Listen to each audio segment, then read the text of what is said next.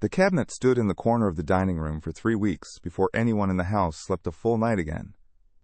It was a tall walnut display cabinet, the kind built in the last century, with wavy hand-poured glass and a small brass key that turned with a sound like a tooth coming loose. The wife had wanted it for her late mother's china. The husband had carried it up the porch steps himself. And on the 4th night their younger daughter woke at the same minute the grandfather clock down the hall struck 3, and she stood in the dark hallway pointing at the cabinet, and she said a name. Not a name anyone in that family had ever spoken. A name the parents would later spell out for me on a sheet of paper, because they could not bring themselves to say it aloud in their own kitchen. I have learned to listen very carefully when a child gives me a name. Let me tell you who I am, so you know why a story about a piece of furniture is worth your evening. I am a priest. I have been one for the better part of 40 years, and for many of those years, a bishop gave me the particular and unwanted faculty of exorcism, which is not a thing a sane man volunteers for. My training is in philosophy, in the long, careful tradition of Thomas Aquinas, who taught that an angel is a creature of pure intellect, and that a fallen angel keeps that intellect entire while losing every shred of love. So I do not approach a case the way a filmmaker would. I am not looking for a thrill. I am looking for a cause, and for a legal opening, and for the precise door that someone, somewhere, left ajar. The family in this account is composite. I have blended several households I have served, and changed every name and every street, because the seal of these encounters is sacred, and because the suffering is real. But the cabinet is true to its kind. The danger was true, and what came with it was true. They had bought it at an estate sale. That is the ordinary daylight beginning of so many of these things. The wife described the house to me later, a heavy stone house outside a small town, the estate of a man who had died alone and old, and whose surviving relatives wanted the rooms emptied by the weekend. She remembered that it had rained that morning, and that the gravel drive was long, and that the air inside, when she stepped through the door, was colder than the air outside, which she put down to thick walls and a dead furnace. There were boxes of books with the spines cracked open to the same pages. There were candles, a great many candles, half-burned in colors candles are not usually made in. There was a round table in the front parlor, oddly small for the size of the room, with chairs set close around it, and a faint ring worn into the wood at the center where a great many hands had rested over a great many years. There was a chalk mark on the floorboards near that table, half scrubbed, that she took for a child's drawing. The wife noticed none of this as a warning. Why would she? She is a kind, ordinary, church-going woman, and she saw a beautiful cabinet at a price too good to refuse, and she paid the man at the card table by the door, and felt she had done something thrifty and good. She told me the man took her cash without quite looking at her, and that he said one odd thing as she left, that he was glad to see the cabinet go, and she laughed and agreed it was heavy, and he did not laugh back. The first thing I want you to hear is that there was no sin in her at all in that moment. She brought it home and polished the brass and set her mother's teacups on the middle shelf where the light caught them, and she stepped back and was happy, and that happiness was good, and it was not her fault that something on that middle shelf was happy too. The husband noticed the first thing. He told me he could not explain it and was embarrassed to try. He said the dog, an old and lazy retriever who slept through thunderstorms, would not walk past the dining room doorway.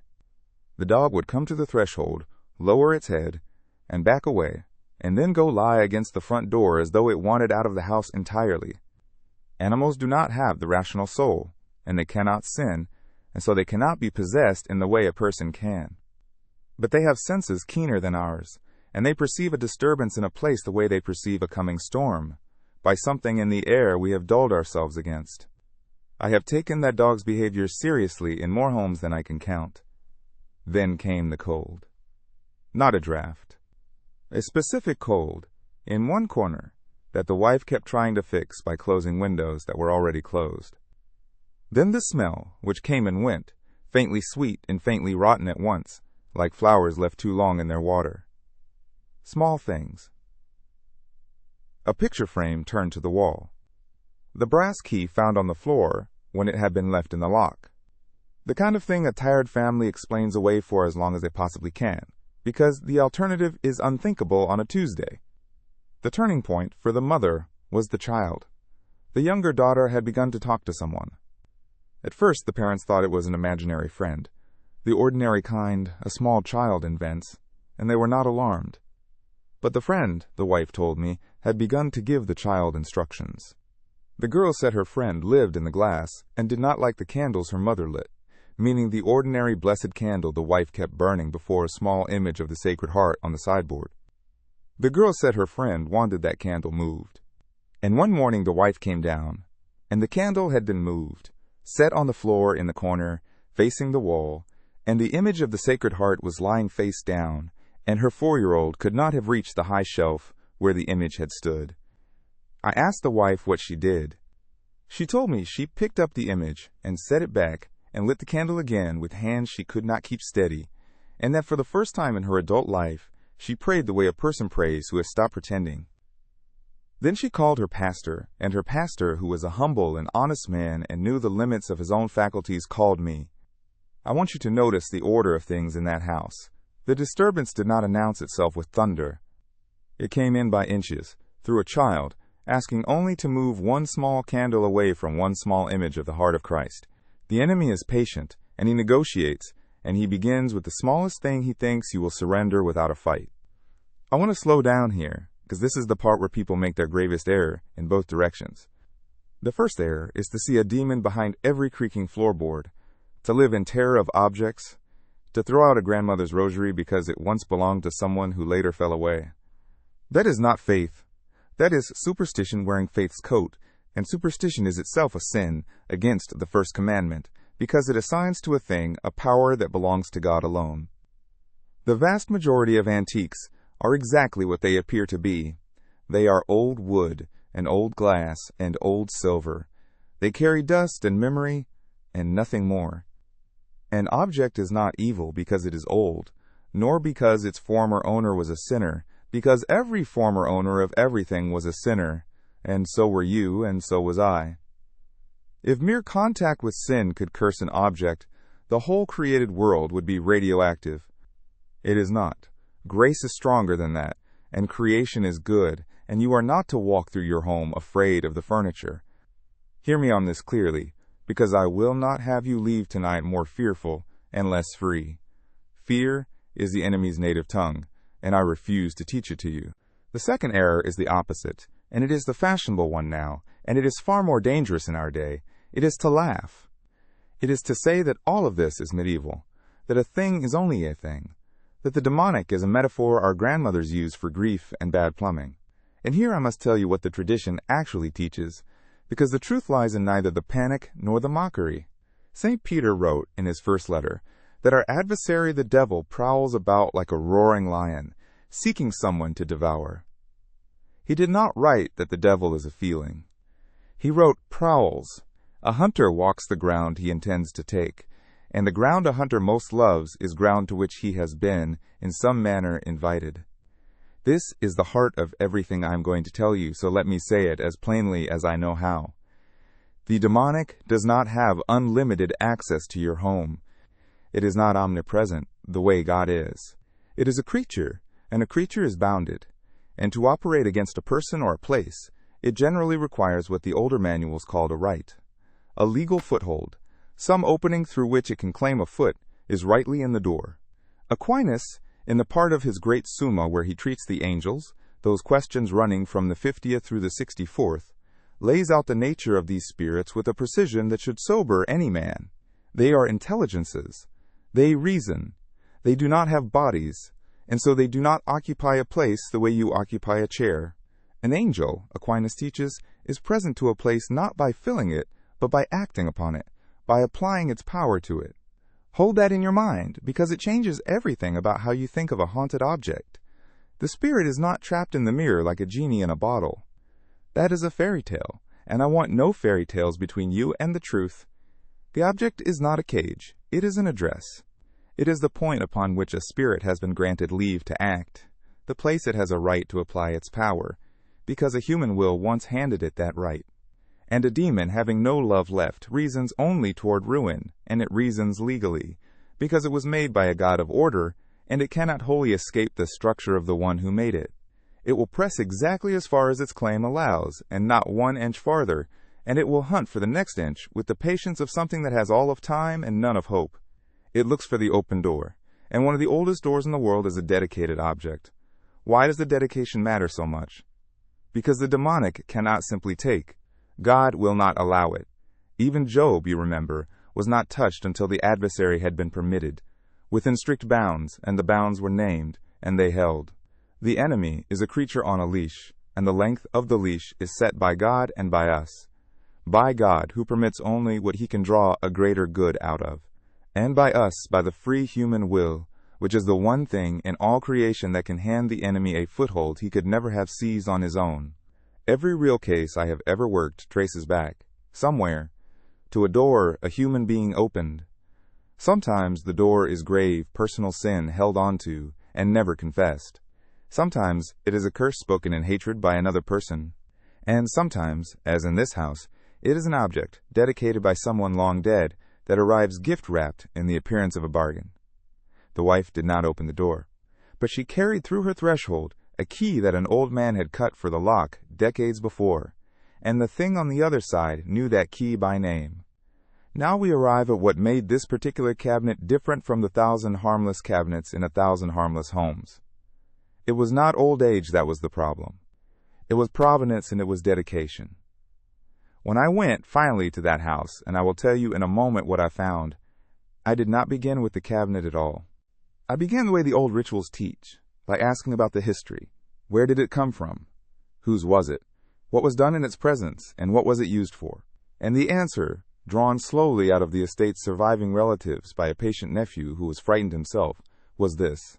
The dead man had spent the last decades of his life in what he called his practice. He had hosted gatherings in that stone house. The round table in the parlor, the one too small for the room, with the worn ring at its center, had been used for seances. For decades, men and women had sat around it in the candlelight and called out, deliberately, by name, for spirits to come and to speak and to give them knowledge. And the cabinet, the walnut cabinet, had stood in that same parlor, and certain objects within it had been, in the old man's own recorded words, set apart for the work. Set apart. That is a phrase with terrible weight. To set a thing apart, to consecrate it, to dedicate it to a purpose, is a religious act.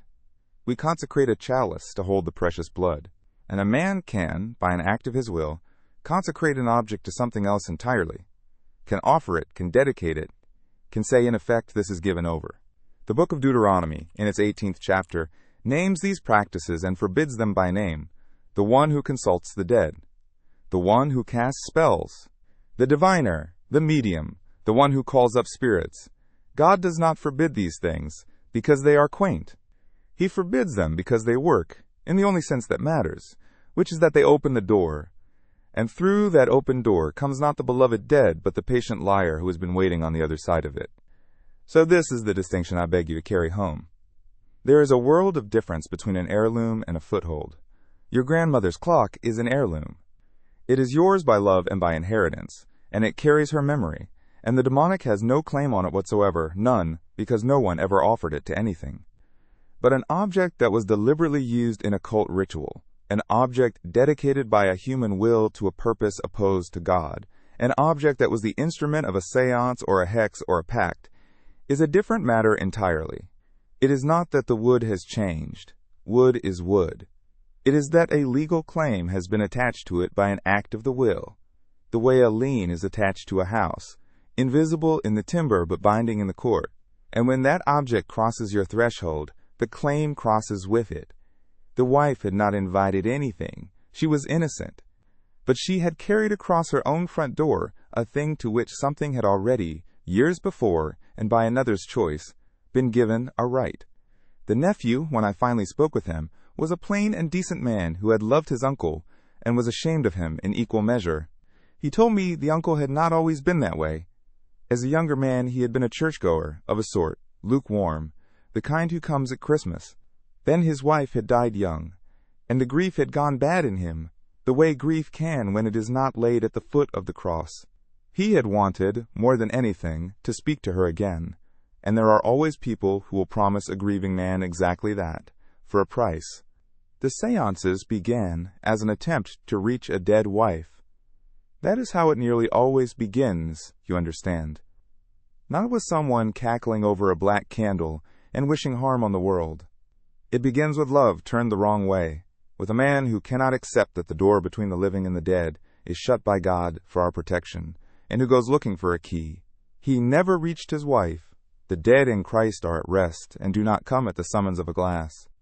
What came instead wore her voice for a while, the nephew said, long enough to keep the old man coming back, and then over the years it stopped pretending, and by the end the uncle was a hollow and frightened man who slept with every light in the house burning and would not go into the parlor after dark. He died in a chair by the front door.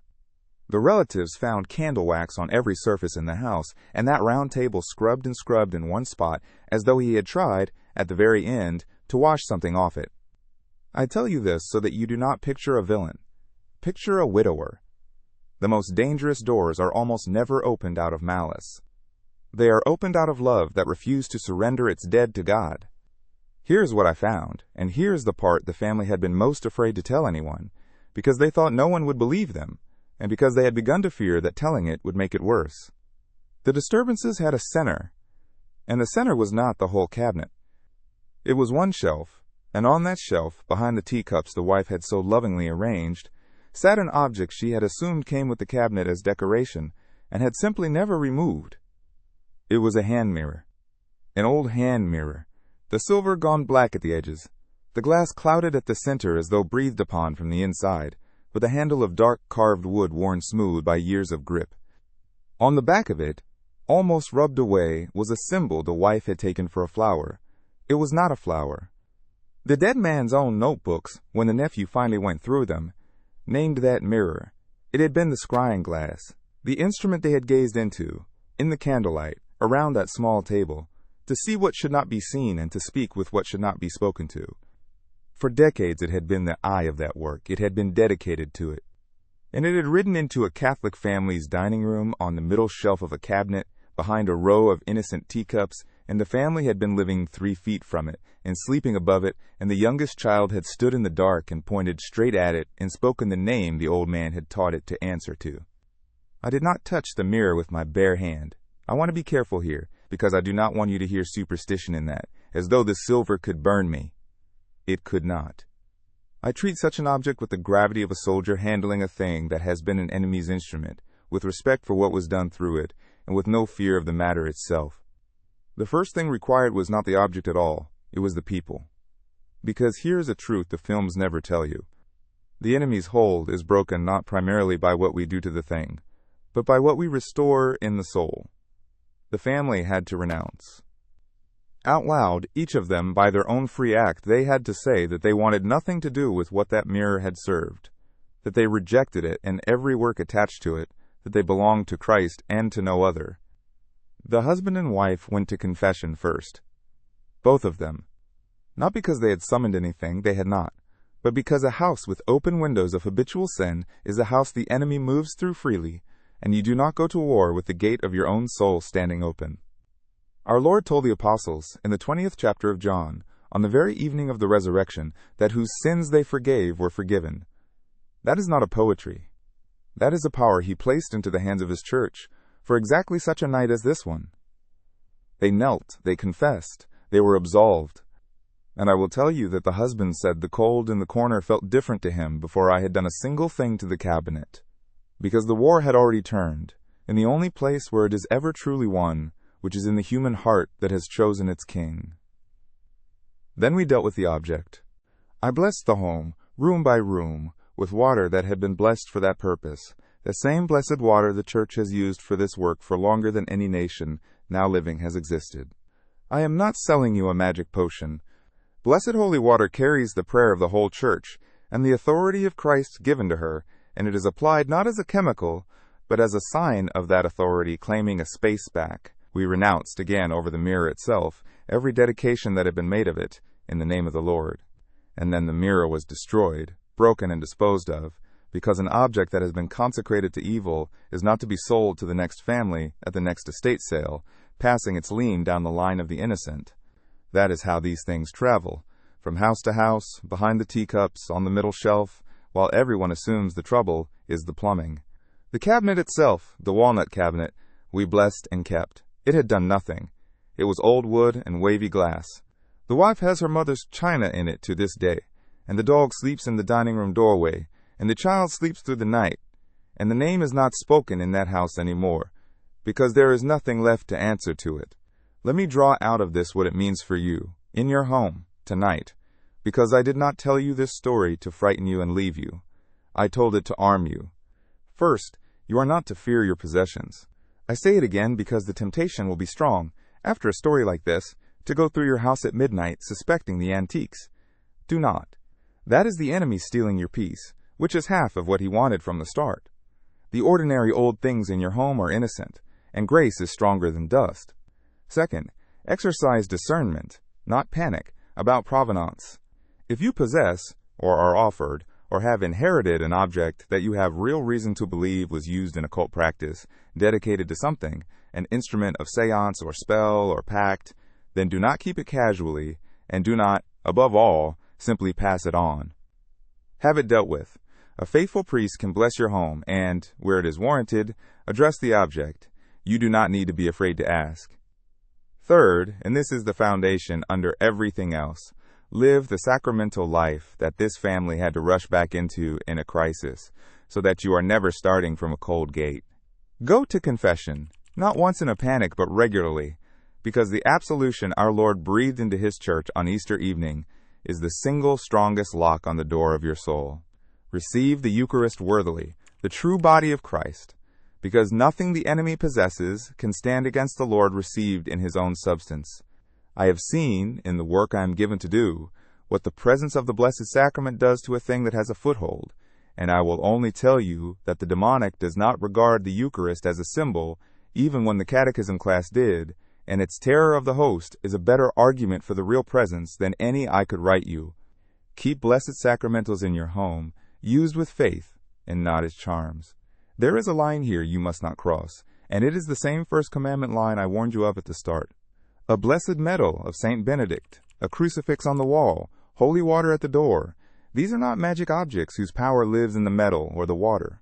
Their power is the prayer of the Church and the authority of Christ, and they work in the measure that they are joined to faith and to a life turned toward God. Worn as a lucky charm by a man who will not change his life, they are jewelry. Used by a soul in the state of grace, reaching through them to the Lord who gave them, they are a wall the enemy beats himself against in vain.